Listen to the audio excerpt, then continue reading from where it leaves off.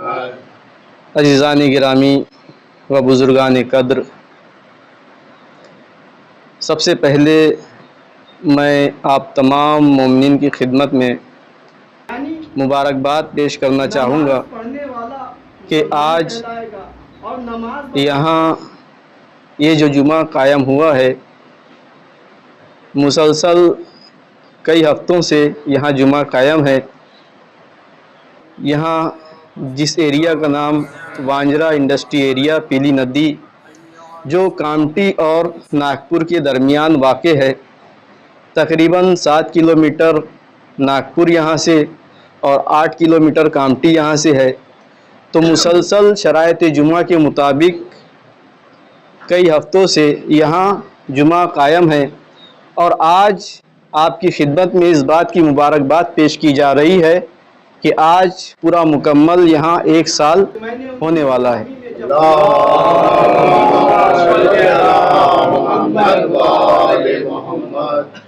جو یہاں کے مومنین ہیں انہوں نے بھی شکریہ ادا کیا کہ واقعاً بہت ضرورت تھی کہ ہمارے لیے دشوار تھا کہ 7 کلومیٹر ہم کامٹی جائے، ناگپور جائے۔ کبھی ایسا ہوتا تھا کہ ہم سے جمعہ چھوٹ جاتا تو ہم فضیلت جمعہ حاصل نہیں کر سکتے تھے۔ تو یہ بڑا ہی اچھا ہوا کہ یہاں جمعہ قائم ہو گیا۔ تو مومنین کو عبادت کے لیے آگے بڑھنا بھی چاہیے، اور واقعاً جس چیز کی ضرورت ہو جہاں اسے وہاں قائم ہونا چاہیے۔ اور خواہش یہی ہے کہ انشاءاللہ مسلسل ایک ادارہ ایسا قائم ہو جائے یہاں کے مومنین کے لیے کہ مسلسل وہ 5 وقت کی عبادتوں کو انجام دے سکے۔ صلوات پڑھیں محمد وعلیہ۔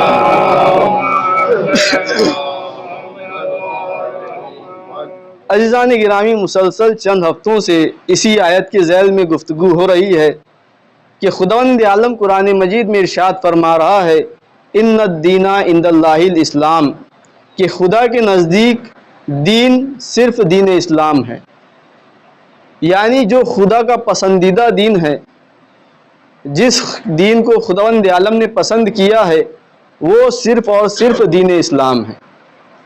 تو دین اسلام ایک ایسا دین ہے کہ جس میں انسان کی فلاح اور بہبودیت ہے، جس میں انسانوں کی بھلائی ہے، جس میں انسانوں کے لیے اچھائی ہے۔ یعنی دین اسلام ایک ایسا دین ہے جو کہتا ہے خود بھی سلامت رہو اور دوسروں کو بھی سلامت رہنے دو۔ یعنی دین اسلام سلامتی والا دین ہے، اور خداوند عالم نے اس دین اسلام کے کچھ قاعدے اور قوانین بھی بتا دیے کہ انسان اس پر عمل کرے، تاکہ اس پر عمل کرنے کے بعد وہ دنیا میں بھی نجات یافتہ رہ سکے اور آخرت میں بھی نجات یافتہ رہ سکے۔ تو خداوند عالم نے دین اسلام کی ان احکامات کو دین اسلام کی شریعت کے ذریعے سے قرآن مجید میں بیان کیا ہے، جنہیں ہم احکام خمسہ کے نام سے جانتے ہیں۔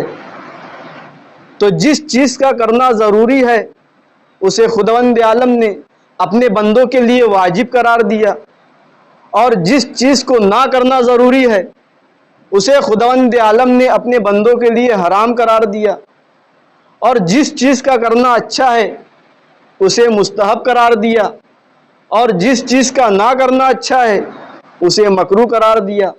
اور ایسی چیزیں جو نہ واجب ہے، نہ مستحب، نہ مکروہ ہے، نہ حرام، اسے خداوند عالم نے مباح قرار دیا تاکہ بندے ان احکامات پر آسانی سے عمل کر سکیں۔ تو یہ دین اسلام انسانوں کی فلاح اور بہبودیت کے لیے آیا، انسانوں کی اچھائی کے لیے آیا ہے۔ تو اسی دین اسلام کے احکام پر عمل کر کے ہم نجات یافتہ ہو سکتے ہیں۔ لیکن ہم بعض اوقات عبادت سے غافل ہو جاتے ہیں، عبادت سے منحرف ہونے لگتے ہیں۔ جب ہم دنیا والوں کے ساتھ چلتے ہیں تو ہمارا دین سے دوری ہونے لگتی ہے، ہم دین سے دور ہونے لگتے ہیں۔ عزیزان گرامی، جدید ٹیکنالوجی کا زمانہ ہے، لیکن اس جدید ٹیکنالوجی میں بھی جدید ٹیکنالوجی نے اپنے مقصد کو نہیں بھلایا۔ دیکھیے، آپ موبائل فون یوز کرتے ہیں، یہ موبائل فون کیا یہ ایسی ہی شکل میں تھا؟ جن کے پاس آج موبائل فون ہے، اسکرین ٹچ فون ہے، اور جنہوں نے پرانے فون نہیں دیکھے، انہیں نہیں معلوم کہ اس کا مقصد کیا ہے۔ ٹیلی فون کا مقصد کیا تھا؟ کنیکٹیویٹی، ایک دوسرے کو آپس میں جوڑنا، جو آپ سے دور ہے ان سے آپ بات چیت کر سکے، اپنا میسج پہنچا سکے۔ تو جو سب سے پہلا فون ایجاد ہوا اس کی شکل کیا تھی؟ ایک ریسیور تھا، ایک مائک تھا، ریسیور کو کان پہ لگایا جاتا تھا، مائک سے بولا جاتا تھا، دونوں علیحدہ علیحدہ تھے۔ پھر زمانے نے ترقی کی، دونوں ایک میں متصل ہو گئے، ہینڈل والا ریسیور ہو گیا، تو اس کے ذریعے سے بات ہونے لگی۔ زمانے نے اور ترقی کی، کارڈ لیس فون آ گئے، یعنی جس میں وائر نہیں ہوتا تھا، وہ فون آ گیا۔ اس کے بعد موبائل کا زمانہ آیا، موبائل کے زمانے نے اور ترقی کی، یعنی موبائل، یہ ٹیلی فون ترقی کرتا گیا، ترقی کرتا گیا، یہاں تک کہ دور یہ آ گیا ہے کہ اب آپ کی ہاتھوں پر اسکرین ٹچ موبائل ہے، جس میں کئی طرح کے ایپس ہوتے ہیں، یعنی اس میں گیمز بھی ہے، آپ کا چیٹنگ ایپس بھی ہے، یعنی آپ کسی کو میسج بھیجتے ہیں، میسج کے ذریعے سے بات چیت کرتے ہیں۔ ان ساری خوبیوں کے باوجود یہ جو موبائل ہے، موبائل کہتے کسے ہے؟ یعنی جو ہم اپنے ساتھ ایک جگہ سے دوسری جگہ آسانی سے لے جا سکیں، اسے کہتے ہیں موبائل۔ تو فون کو جو ایک دوسرا جگہ سے دوسری جگہ آپ لے جا سکتے ہیں، اسے موبائل کی شکل میں کر دیا گیا، تو اسے موبائل فون کہنے لگے۔ اب یہ موبائل فون اپنی ساری ترقی کے ساتھ اس نے اپنے مقصد کو فراموش نہیں کیا۔ آپ جو فون چلاتے ہیں، جب آپ فون چلاتے ہیں، آپ کوئی بھی ایپس چلائیے، اس میں چاہے واٹس ایپ ہو، یا کوئی گیمز کھیل رہا ہو، یا کوئی اور چیز اس میں کر رہا ہو، یا میسج پڑھ رہا ہو، لیکن ادھر سے آپ کو کسی نے یاد کیا، ادھر سے کسی نے آپ کا نمبر لگایا، فوراً ساری چیزیں منقطع ہو جاتی ہے اور کال آنے لگتا ہے، رنگ بجنے لگتی ہے۔ تو معلوم ہوا یہ جدید ٹیکنالوجی ہونے کے باوجود اس نے اپنے مقصد کو فراموش نہیں کیا ہے، یعنی جو بات چیت کا مقصد تھا وہ اس نے اپنے مقصد کو فراموش نہیں کیا۔ جیسے ہی کسی نے کال لگایا، فوراً آپ نے ریسیو کر لیا۔ یہ جدید ٹیکنالوجی کے باوجود اس نے اپنے مقصد کو نہیں بھلایا۔ لیکن ہم انسان، ہماری خلقت کس لیے ہوئی ہے؟ خداوند عالم نے ہمیں کس لیے خلق کیا؟ وما خلقت الجن والانس الا لیعبدون، کہ ہم نے جن اور انس کو خلق ہی نہیں کیا لیکن صرف عبادت کے لیے۔ تو عزیزان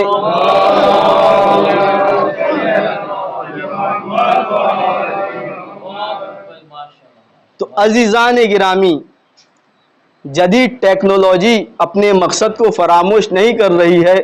ہم انسان یہ سوچتے ہیں ہم ماڈرن ہو گئے، ہم ترقی یافتہ ہو گئے، تو ہم نے اپنے مقصد کو فراموش کر دیا۔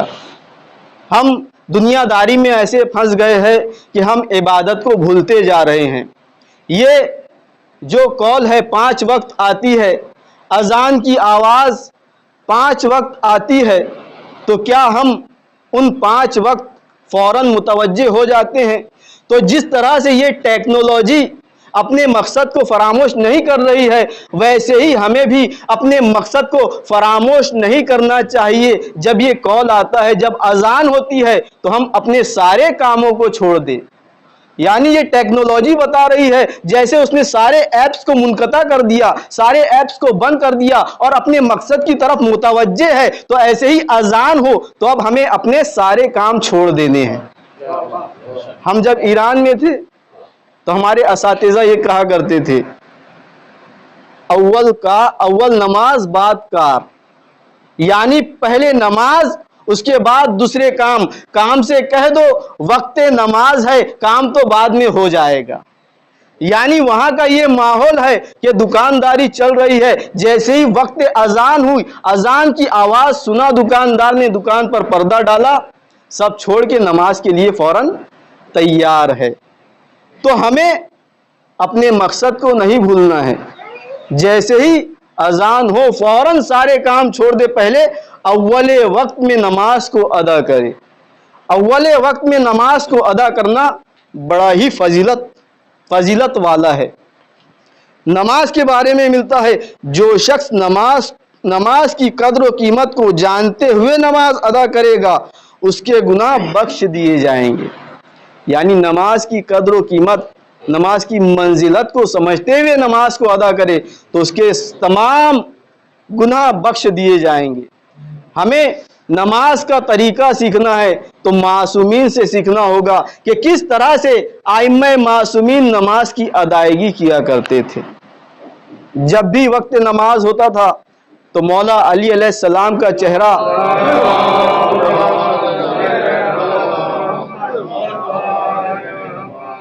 متغیر ہو جاتا تھا، تو لوگوں نے پوچھا کہ مولا آپ کا چہرہ نماز کے وقت متغیر کیوں ہو جاتا ہے؟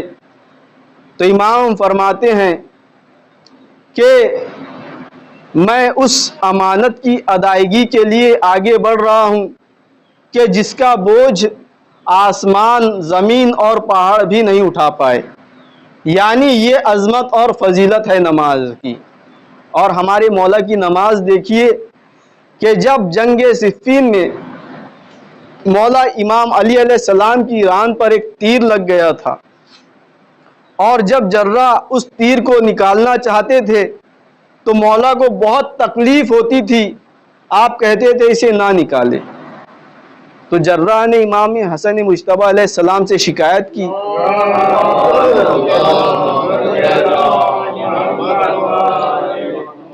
کہ ہم جب آپ کے بابا کو تیر نکالنا چاہتے ہیں تو انہیں تکلیف ہوتی ہے، وہ نکالنے نہیں دیتے۔ تو امام فرماتے ہیں کچھ وقت رک جاؤ، جب میرے بابا مصلی عبادت پر جائیں گے تو آپ ان کا تیر نکال لیجئے گا۔ اب جیسے ہی مولائے کائنات مصلی عبادت پر جاتے ہیں تو جرہ اس تیر کو نکال لیتے ہیں۔ یعنی مولا کی نماز کا یہ عالم ہے کہ تیر نکال لیا گیا اور آپ کو پتہ بھی نہ چلا۔ جب آپ کی نماز تمام ہوئی، آپ نے دیکھا کہ مصلی خون میں تر ہے تو سوال کیا یہ کس کا خون ہے؟ تو مولا سے فرمایا آپ کا تیر نکال لیا گیا ہے، آپ نماز میں مشغول تھے، آپ کو پتہ بھی نہ چلا اور آپ کا تیر نکال لیا گیا۔ صلوات پڑھیں محمد و آل محمد۔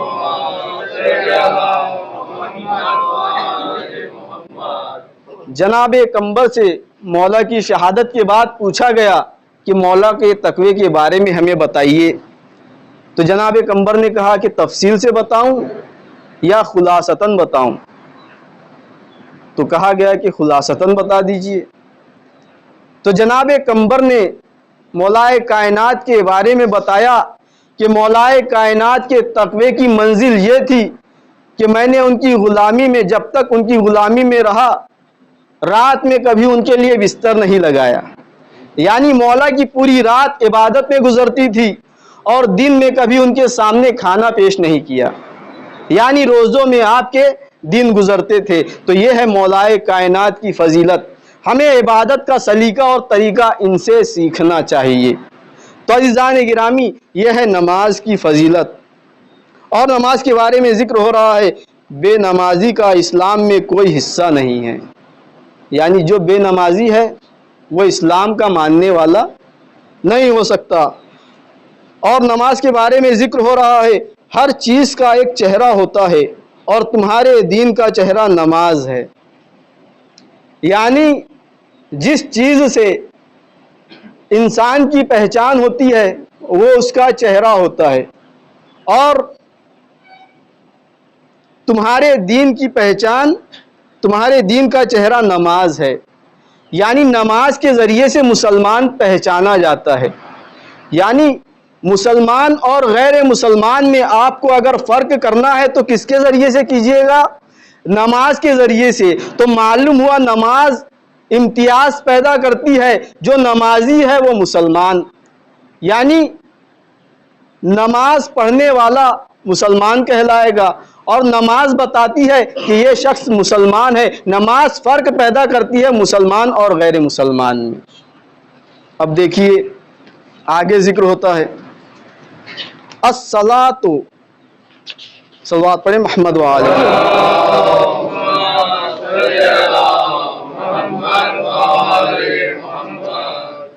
نماز دین کا چہرہ ہے، اور ائمہ اہل بیت ارشاد فرماتے ہیں نحن وجہ اللہ، یعنی مسلمان کو پہچاننا ہے، مسلمان کی پہچان نماز کے ذریعے سے ہے۔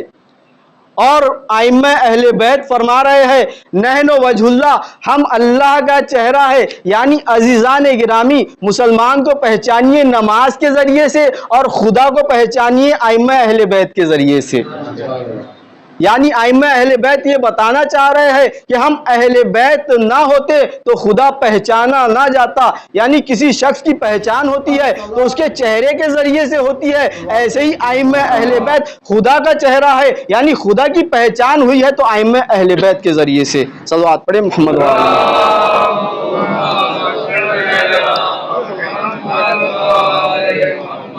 اور نماز کے بارے میں ذکر ہو رہا ہے ان اول ما یحاسب به العبد الصلاۃ فإن قبلت قبل ما سواها، سب سے پہلے ہر شخص سے نماز کے بارے میں سوال کیا جائے گا، اگر نماز قبول ہو گئی تو بقیہ اعمال بھی قبول ہو جائیں گے۔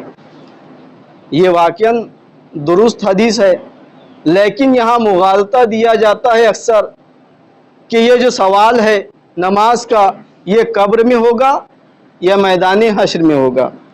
تو بعض اوقات یہ بتا دیا جاتا ہے کہ نماز کا سوال قبر میں ہوگا۔ اگر قبر میں سوال ہو گیا تو پھر قضاء عمری آپ کس طرح سے پڑھا رہے ہیں؟ عزیزان گرامی سوال جو ہے وہ قبر میں نہیں ہے، بلکہ نماز کا سوال وہ میدان حشر میں ہے۔ جس کی نماز قبول اس کے سارے اعمال قبول۔ اب کس طرح سے اور کیسی نماز، کون سی نماز چاہیے خداوند عالم کو، کیسی نماز چاہیے، وہ کون سی نماز ہے جو بارگاہ خداوندی میں قبول ہوتی ہے، خداوند عالم کون سی نماز چاہ رہا ہے؟ تو ذکر ہو رہا ہے حافظوا علی الصلاۃ فإن اللہ تبارک و تعالی اذا کان یوم القیامۃ یاتی بالعبد فاول شیء یسأل عنہ الصلاۃ جاد بها تامۃ والا زخ فی النار۔ صلوات پڑھیں محمد وآلہ۔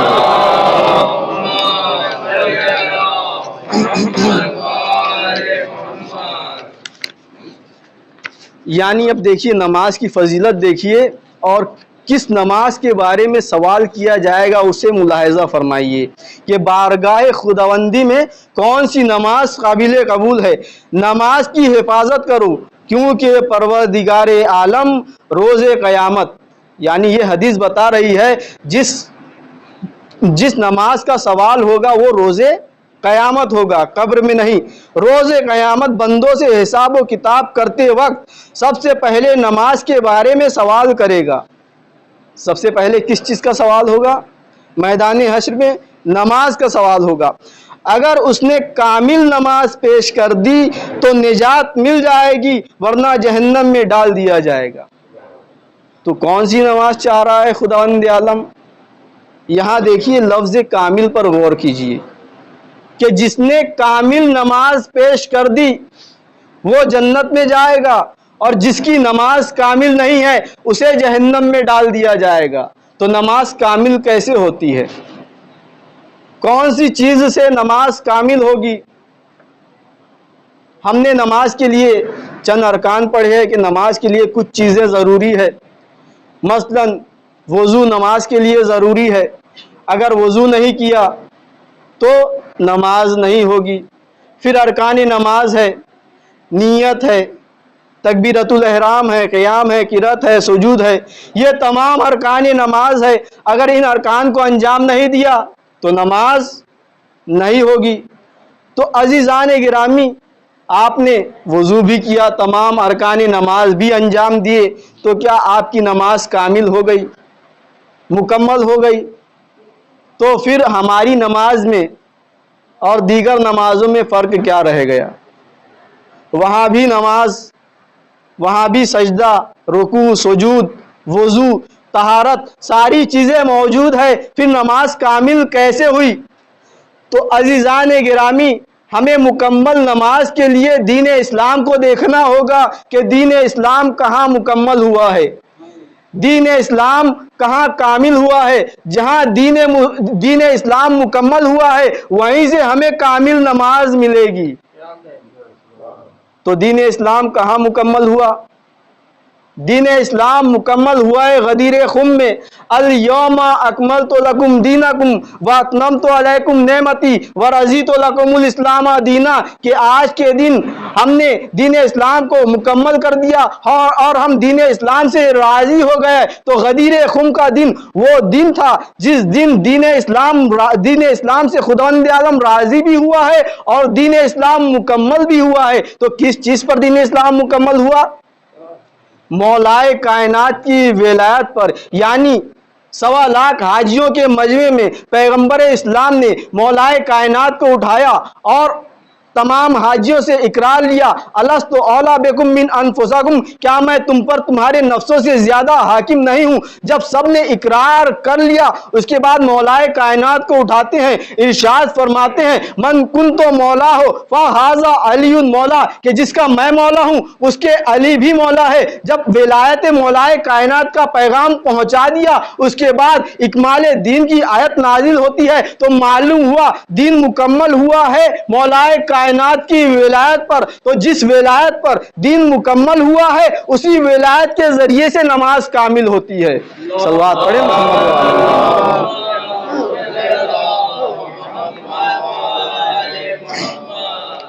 تو عزیزان گرامی، یہ کامل نماز خداوند عالم کو چاہیے،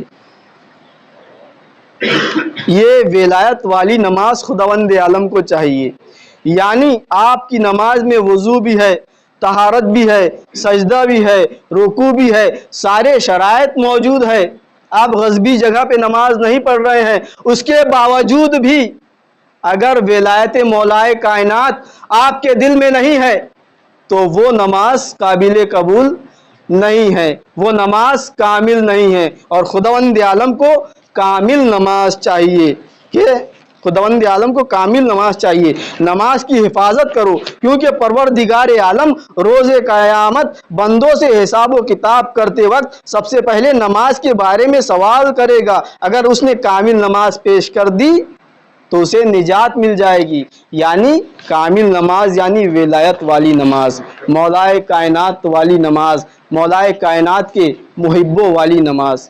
تو ہمیں ایسی نماز چاہیے۔ تو جس چیز کے لیے خداوند عالم نے خلق کیا ہے ہم اس مقصد کو نہ بھولیں۔ وما خلقت الجن والانس الا لیعبدون، کہ ہم نے انسانوں اور جنوں کو خلق نہیں کیا لیکن صرف عبادت کے لیے۔ تو نماز عبادت ہے اور اس نماز کی قبولیت کا ذریعہ کامل نماز ولایت کے ذریعے سے، اور خود قرآن مجید میں ذکر ہو رہا ہے قُل لا اسألکم علیہ اجرا الا المودۃ فی القربى، کہ ہم اجر رسالت اس کے علاوہ نہیں چاہتے کہ یہ ہمارے اہل بیت سے محبت کرے، مودت کرے۔ تو عزیزان گرامی، جہاں عمل میں افضل نماز ہے وہیں عقیدے میں ان سے محبت بھی ضروری ہے، اور علماء کا اتفاق ہے کہ عمل مؤخر ہے اور عقیدہ مقدم ہے، یعنی انسان کتنے بھی عمل انجام دیتا چلا جائے، کتنی ہی نمازیں پڑھتا چلا جائے، حج کر کے آ جائے، اپنی عبادتوں کو انجام دے دے، لیکن اگر اس کے دل میں محبت اہل بیت نہیں ہے، وہ ولایت کا ماننے والا نہیں ہے، تو اس کے سارے اعمال بیکار ہو جاتے ہیں۔ اس لیے تو پیغمبر اکرم نے کہا تھا ذکر علی عبادہ، کہ علی علیہ السلام کا ذکر عبادت ہے، اور فرمایا تھا زینوا مجالسکم بذکر علی ابن ابی طالب لأنہ ذکرہ ذکری، ذکری ذکر اللہ و ذکر اللہ عبادہ کہ اپنی مجلسوں کو زینت دو ذکر علی علیہ السلام سے، اس لیے کہ علی کا ذکر میرا ذکر ہے، میرا ذکر اللہ کا ذکر ہے، اور اللہ کا ذکر عبادت ہے۔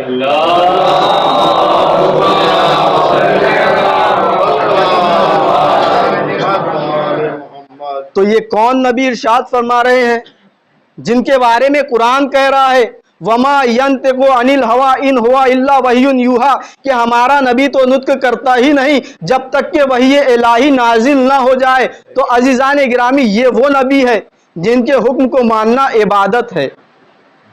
اطیعوا اللہ و اطیعوا الرسول و اولی الامر منکم، اللہ کی اطاعت کرو، رسول کی اطاعت کرو، اور صاحبان امر کی اطاعت کرو۔ تو تاریخ میں مولائے کائنات کے علاوہ صاحب امر کون ہیں؟ اہل بیت کے علاوہ صاحبان امر کون ہے؟ تو ان کی اطاعت عبادت کہلائے گی، یعنی جنہوں نے ان کے حکم کو مانا اس نے اللہ کے حکم کو مانا۔ وما آتاکم الرسول فخذوہ وما نہاکم عنہ فانتہوا، جس چیز کا حکم رسول دے اسے انجام دو، جس چیز سے روکے اسے رک جاؤ۔ یعنی رسول کا حکم دینا اللہ کا حکم دینا ہے، رسول کے حکم کو ماننا اللہ کا حکم کو ماننا ہے۔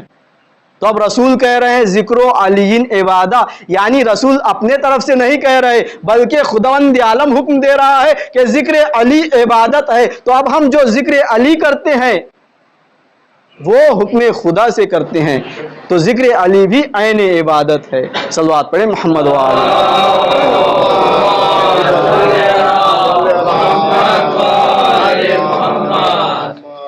تو عزیزان گرامی، ہم بارگاہ خداوندی میں دعا کریں گے خداوند عالم ہمیں ان لوگوں میں شمار فرما جو ائمہ اہل بیت کے چاہنے والے ہیں، محبان اہل بیت ہے، اور ہمیں قائم رکھ، تو محبان اہل بیت ہونے پر قائم رکھ، محب اہل بیت پر قائم رکھ، اور ہماری آخرت ان کے ساتھ فرما، ہمارا حشر و نشر محمد والے محمد کے ساتھ فرما، اور ہمارے علماء دین آیت اعظام کی حفاظت فرما، مومنین کو تمام مصیبتوں سے پریشانیوں سے بچا، اور جو مومنین مقروض ہیں ان کے قرضے کو ادا فرما، جو بیمار ہے ان کو شفاء کلی عنایت فرما، خصوصاً جو پریشان حال ہے، جو دنیا کی پریشانیوں میں مبتلا ہے، گرفتار ہے، خداوند عالم محمد اور آل محمد کے صدقے میں ان کی پریشانیوں کو وہ جلد سے جلد دور فرما۔